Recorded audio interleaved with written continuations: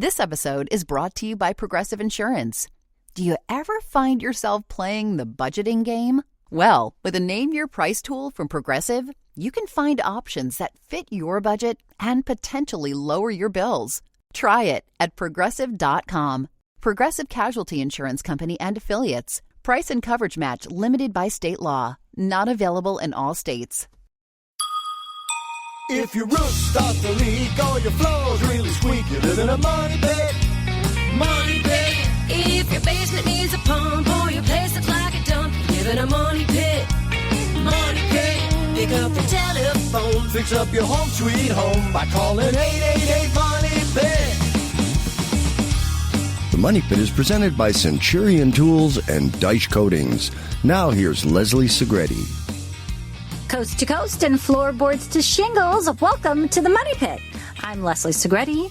What are you guys working on? You know, I've been doing a lot of yard work lately, and I mean, this is really the time of year when if we put the work in now, we should technically just be enjoying a gorgeous yard all summer without a ton of work, right? So we've got some great outdoor content for you all this hour, so let's get to it. Coming up, if you were blessed with a green thumb, consider yourself lucky. It really is such a gift to kind of be able to curate this thriving yard. So whether you have that talent or you're just excellent at finding the right pro for your yard, which is also a talent, we're going to have some tips on how you can create a simple landscape plan for a beautiful exterior for your home. And when it comes to crafting that beautiful yard and garden, having the right tools for the job really does help. From prepping for those flower beds and trees to creating the foundation for decking or patio projects, we have the perfect tool for those jobs and more. And this is the best time of year to get organized and tidied up around your money pit with some spring cleaning. But one thing that often gets ignored is the shades. I mean, today's cellular and even those pleated shades, they're kind of delicate, but they're definitely getting exposed to daily wear and tear. So we're going to have some tips on how you can clean those shades without damaging them just ahead. But before we get to what we want to talk about, we want to hear what you want to talk about. What do you have on your summer home improvement to-do list? Leave us a voicemail at 888-MONEY-PIT or send us an email with what you plan to work on so we can help you with all of those projects. Whether you're fixing leaks or sprucing up your space, we are here to help you every step of the way. So give us a call now at 888-MONEY-PIT. Jim, who's first? Out in Delaware, we've got Rochelle, who's dealing with a crack in the floor. Tell us a little bit more about this crack, please, Rochelle. I purchased my home about 14 years ago, and when I purchased it, the inspector said that there was a slight crack in the concrete slab. So over the years, the crack has probably gotten wider. So there is a dip in my kitchen floor. I had a contractor come out, and he said that they would be able to put foam into the floor and level the floor out. So I'm trying to find out if there are any other options that I have to correct this problem, because it is it's very annoying, and I'm concerned as the years go by that it's getting wider. So that's where I'm at. All right, so a couple of things are coming to mind here. First of all, this contractor that you're talking with, was he talking about trying to level the floor or just adding a floor leveling compound to kind of smooth out what's already there? He's talking about adding a foam solution where they would they would inject it into the floor, filled where the slab is cracked at. And he said that what that would do is it would level the floor out eventually. And it's really pricey. I mean, he wants $1,000 to do. Yeah, I don't think you want to do that. So listen, what's really bugging me here is that these guys are talking about serious structural issues with perhaps zero education for what that structural issue is. I mean, they're talking about using an injection system where basically you inject underneath the slab and kind of try to lift the slab to level things up. And that's super bad because you could be causing more problems by adjusting adjusting how that slab is sitting, causing more cracks, causing more issues, causing water to get in.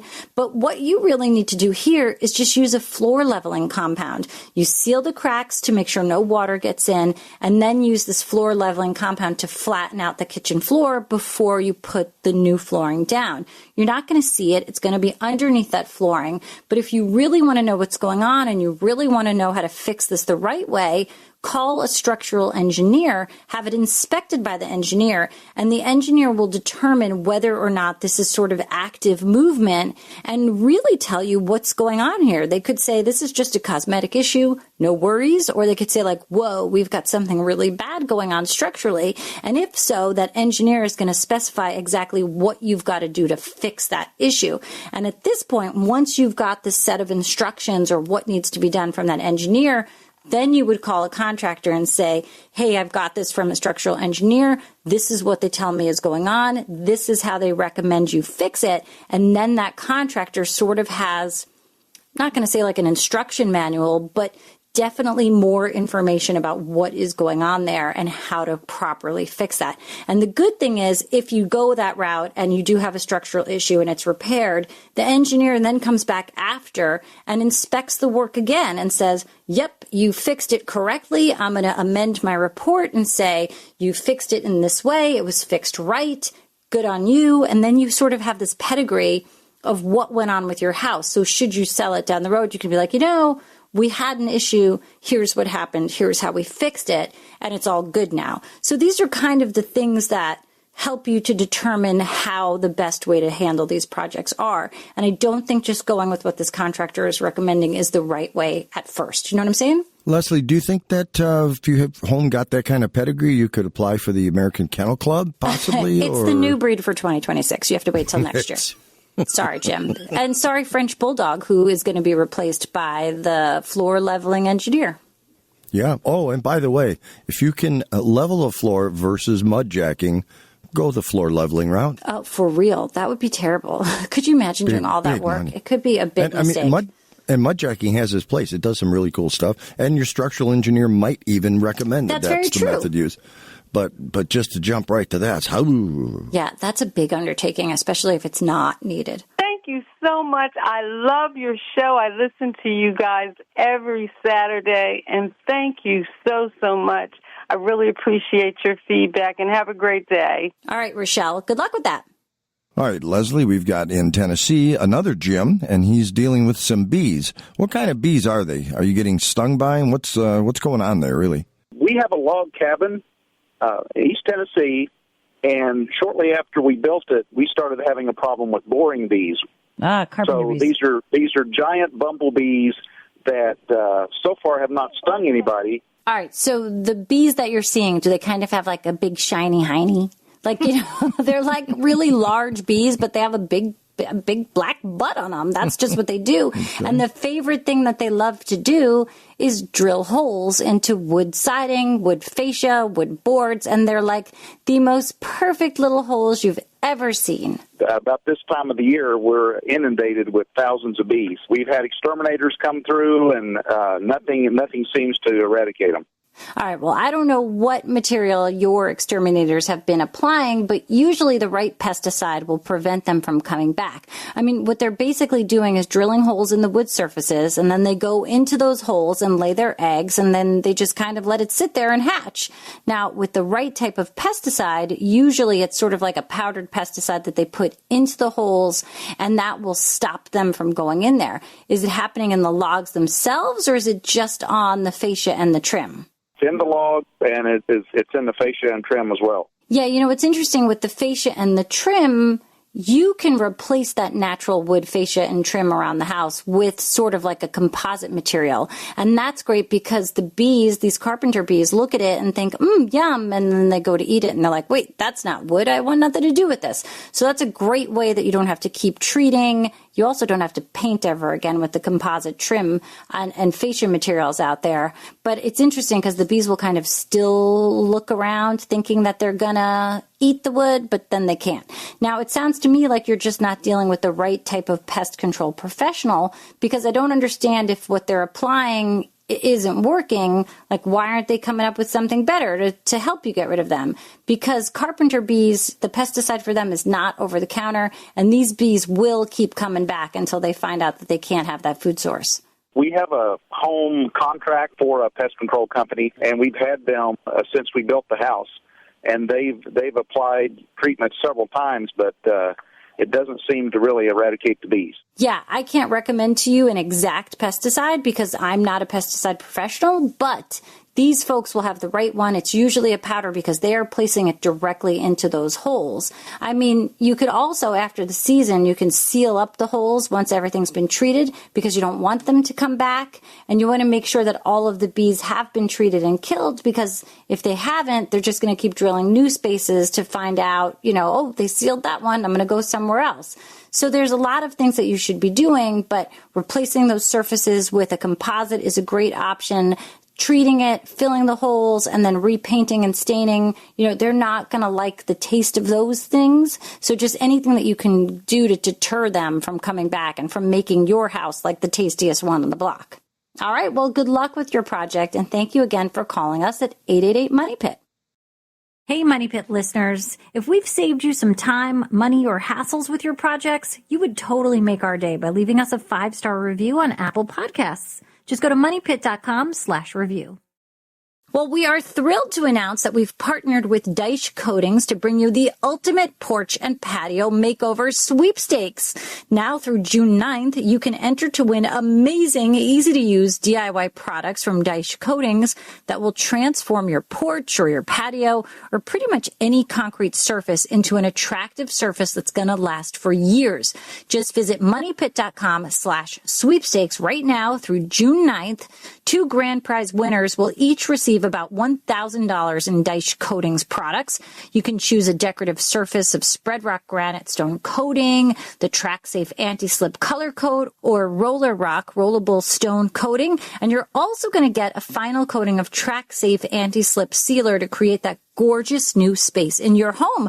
There's also going to be 20 runner-up winners. Each are going to receive the Track Safe anti-slip color kit, and that's valued at $150. You can enter today at moneypit.com/sweepstakes. Give us a call at 888-MONEY-PIT so we can help you with all your home improvement questions. Well, landscaping is one of the most cost-effective improvements a homeowner can make.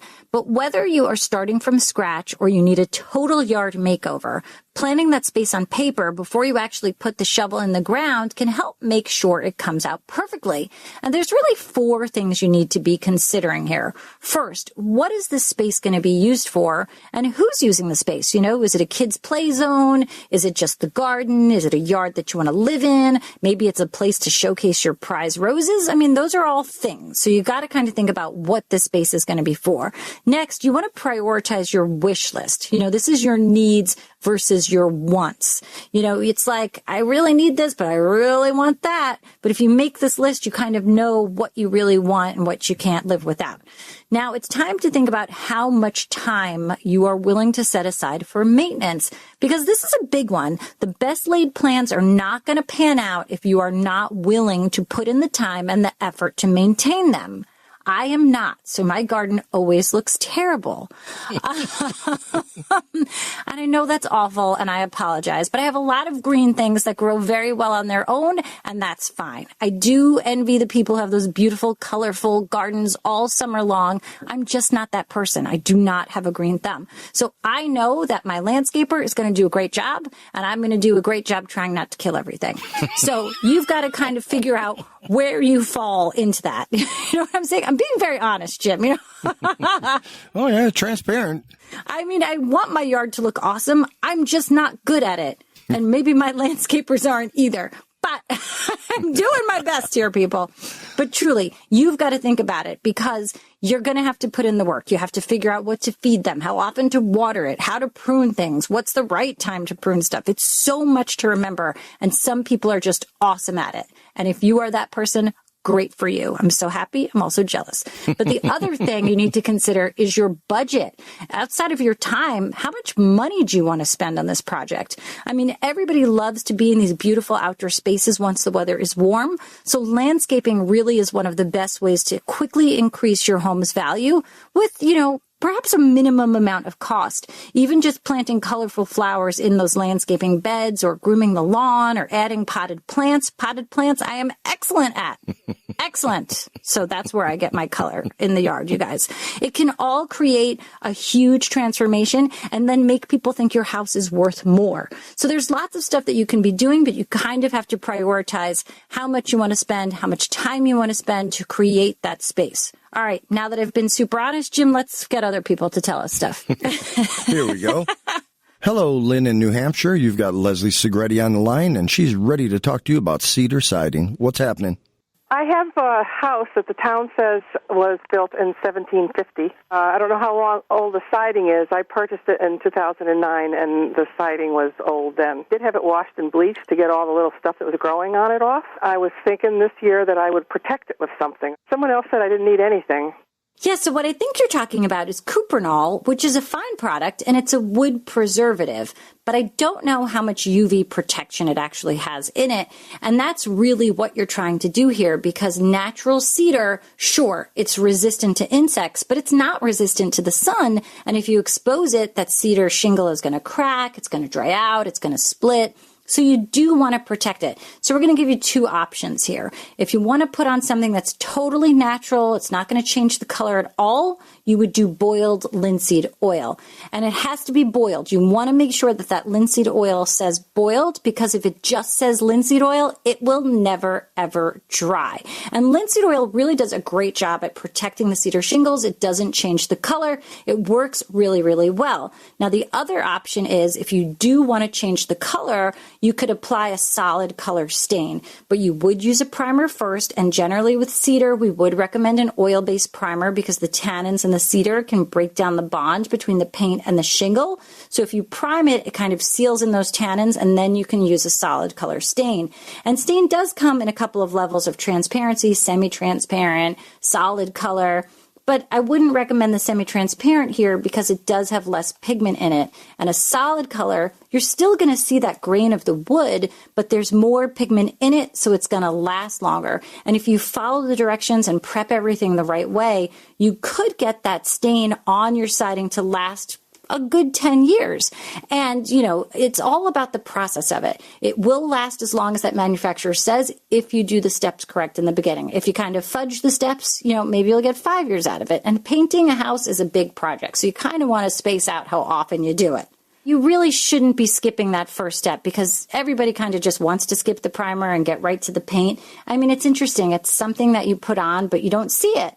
And so you're like, I'm not going to spend the money on it. I don't see it. But what you don't see is the adhesion that it's giving you. And so if you don't prime, the paint isn't going to last. It's going to peel off. You're going to be painting more often. It's going to get even more expensive. If you want to go with the boiled linseed, you can do that too. I mean, you can also pick up a super small container and just kind of try it and see what you think. So it will protect it from water, you said, and the UV light. Yep. Well, thank you so much. I appreciate that. All right. You're welcome, Lynn. Good luck with the project. All right. Bye. Here is a great tip, everybody, for getting into your gardening habit. You need to be able to master the over-under technique when it comes to coiling your garden hose. Does this sound familiar to anybody? Have you heard about this? Are you envious when you see somebody grab a garden hose and it kind of all uncoils beautifully if it's not on one of those rolly wheelers? I know I see people go to pull out the garden hose and it just kind of unrolls into a big knotty mess. So this is a great trick, and it also works great for electrical cables, extension cords, and this is something that I actually learned from the techs in the studio. Mm-hmm. The guys that stand behind the cameras that manage all of the cables taught us this trick, and it's been in the home improvement business and in the entertainment business forever. So this over-under technique, you want to start with a regular coil, and you begin coiling the hose in a normal circular loop. Now for the next loop, instead of kind of going over the same way you did before, you want to kind of flip your wrist and go under the previous coil.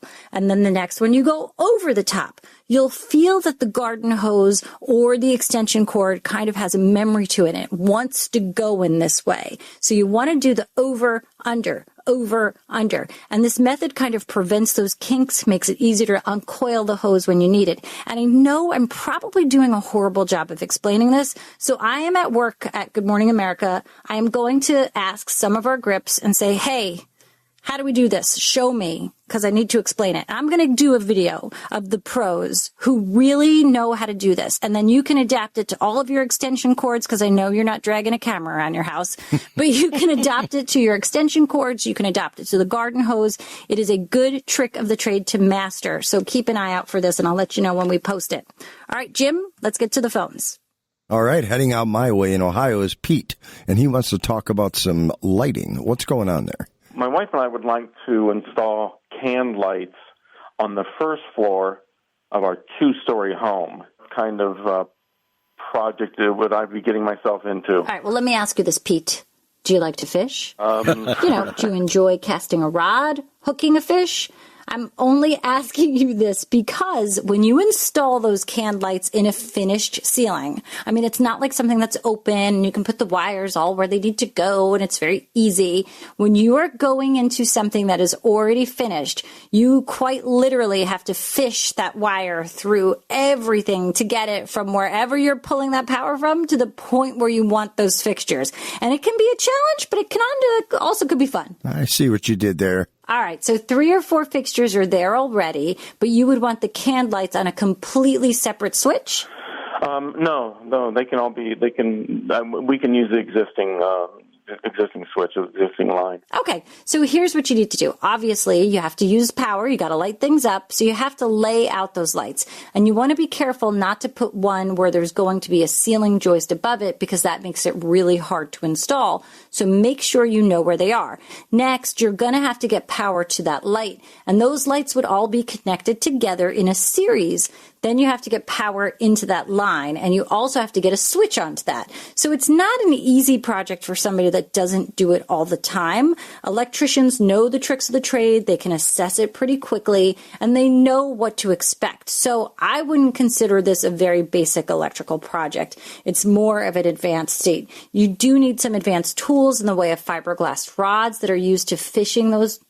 You do need some advanced tools like a fiberglass rod that you use to fish those wires through and get them to the right place. You've got to get power. You've got to get the switch. You've got to get a circuit that goes to all those lights. And because you're working in a finished room, all of this is much more challenging.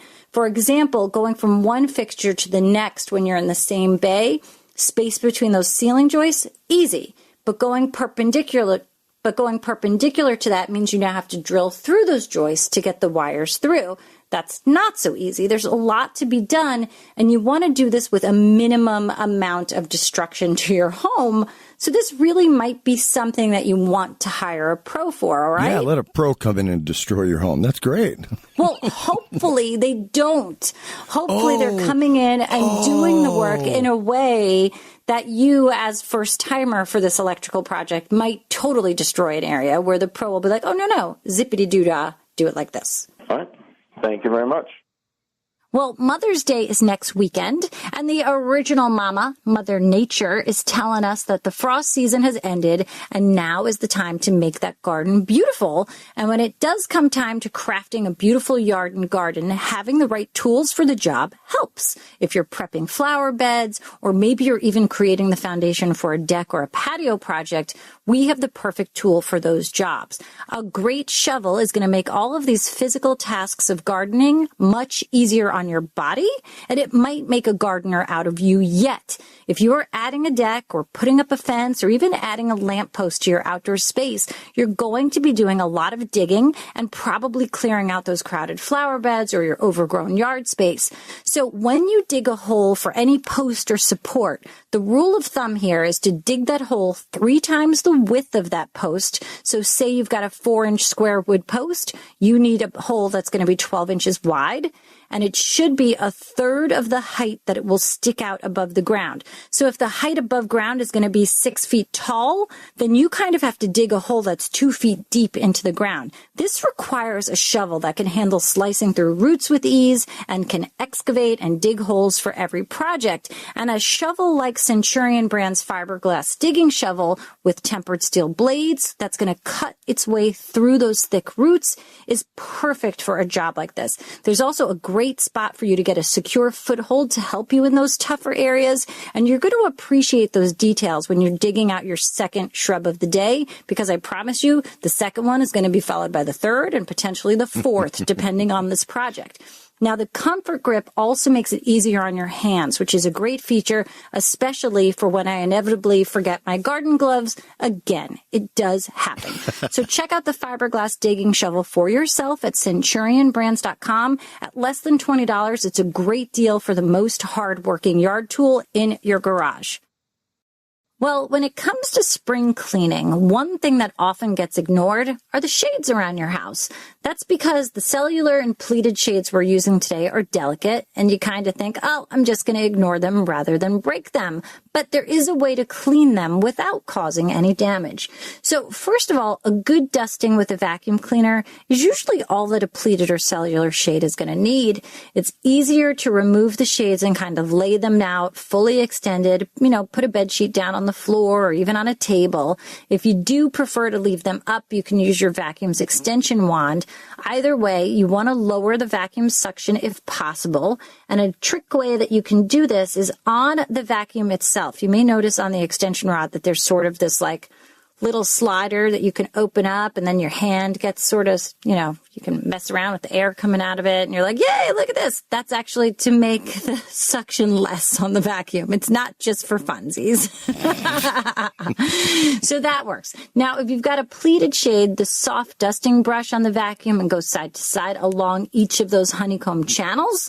If you've got a fabric Roman shade, with the soft folds, you can use the upholstery tool on the vacuum and clean from top to bottom, and then flip that shade over if you've taken it down and kind of do the same on the backside. You want to keep everything working smoothly. So for blinds, you want to vacuum away dust inside the open top headrail. You can spot clean stains by dabbing the smudges with a cloth that's dipped in mild soapy water and then rinse and blot dry.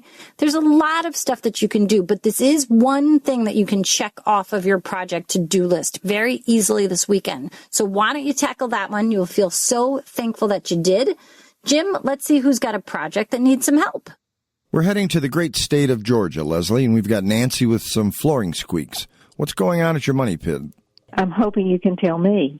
The house is 48 years old. I have pulled up the carpet that was in there, and I'd like to put hardwood. There's a squeak right in the doorway. It's in the top floor, and I can't get to the flooring unless I tear out the ceiling of my dining room. All right. I'm not sure why you're thinking you have to deal with this situation from the bottom, because that's not really the case, Nancy. When you pulled up the carpet, what are you looking at there? Are you looking at plywood? Is it a full subfloor? Subfloor. All right. So is it like slats where you can see through, or is it like a big solid pieces of plywood? No, it's like 8x4s maybe. All right. Well, that's fine. So what you want to do here, and this is pretty typical, you just kind of need to figure out where the floor joists are underneath that floor. And it's not hard to do, because if you're looking at the floor itself, you're going to see a nailing pattern where the floor joists are running, and they're probably going to be every 16 inches, and they're going to be going from the back wall of your house towards the front wall of your house. And what you want to do here is screw where those nail heads are. If you drive a drywall screw through that floor just to tighten it up, it's going to kind of be temporary, because over time it's going to loosen back up as you're walking across the floor, and that's what causes those squeaks. And the squeaks really are happening for two reasons. It can either be that the floorboards themselves are moving against each other and sort of squeaking, or it could be that the plywood is pulling the nail in and out of the floor joist below, causing that squeaking sound. But when you screw that floor down as opposed to nailing it down, you're tightening everything up. And it's a really good idea to do that before you put the carpeting down, because even though you found one now, chances are the minute you put that floor down, you're going to find three more. So if you screw that floor down all across the subfloor, nice and tight, using long drywall screws, which you can drive in with a drill, you're going to find that the floor is going to be a lot quieter, and it's going to stay that way. Okay, I want to put hardwood over it. Can I put those under hardwood? Yeah, you can do this under hardwood. I mean, either way, you have to tighten up that subfloor to get rid of the squeaking sounds, regardless of what you're going to put on top. So if you're thinking of hardwood, are you going with, real hardwood, solid, engineered? What are you picking? I want to use solid hardwood. I have hardwood in the hallway that it meets, and then I have tile in the bathroom. The space is there for me to use the hardwood, and I'm in the South, so it's not as expensive here. Yeah, I mean, you could do a pre-finished hardwood, or you can use a raw hardwood and then finish it yourself.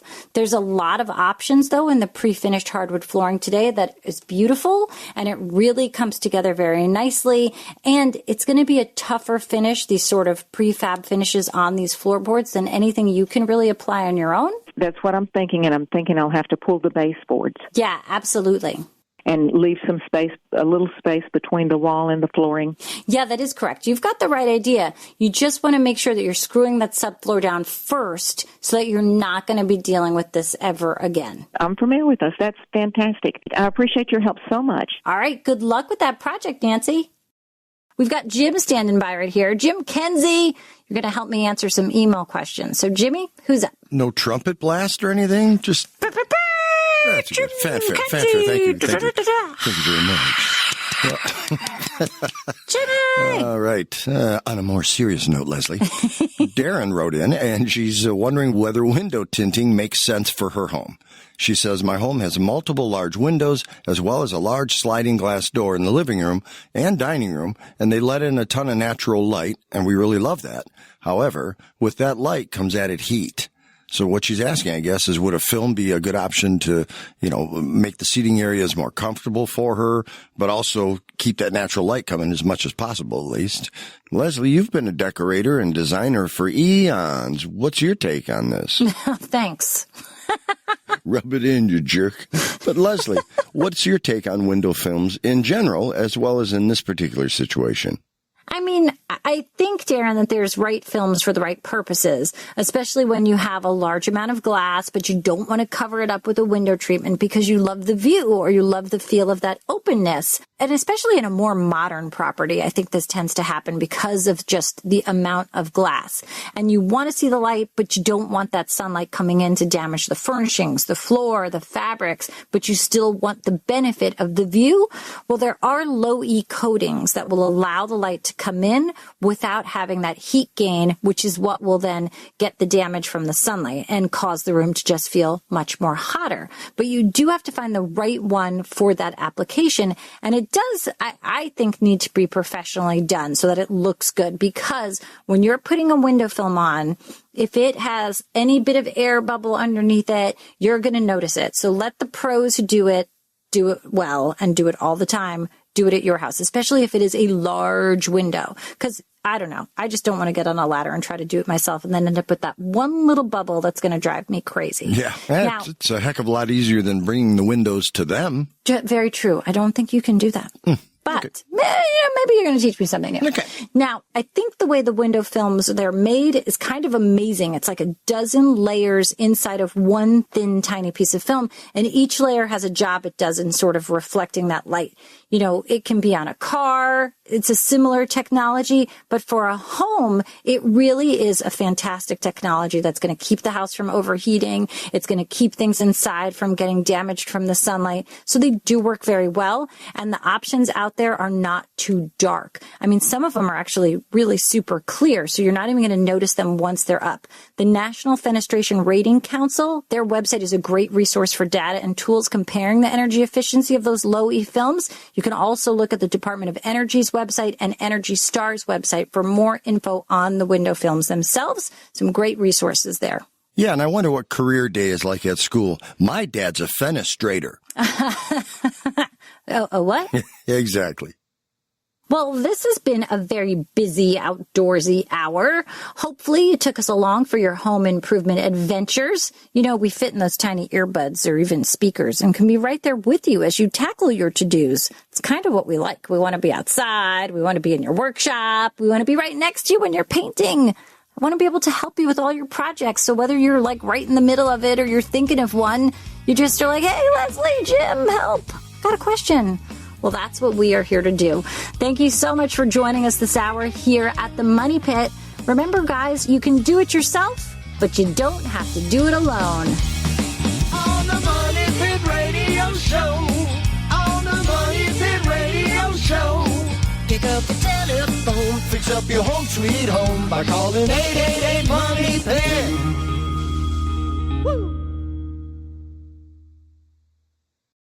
Time is precious, and so are our pets. So time with our pets is extra precious. That's why we started Dutch.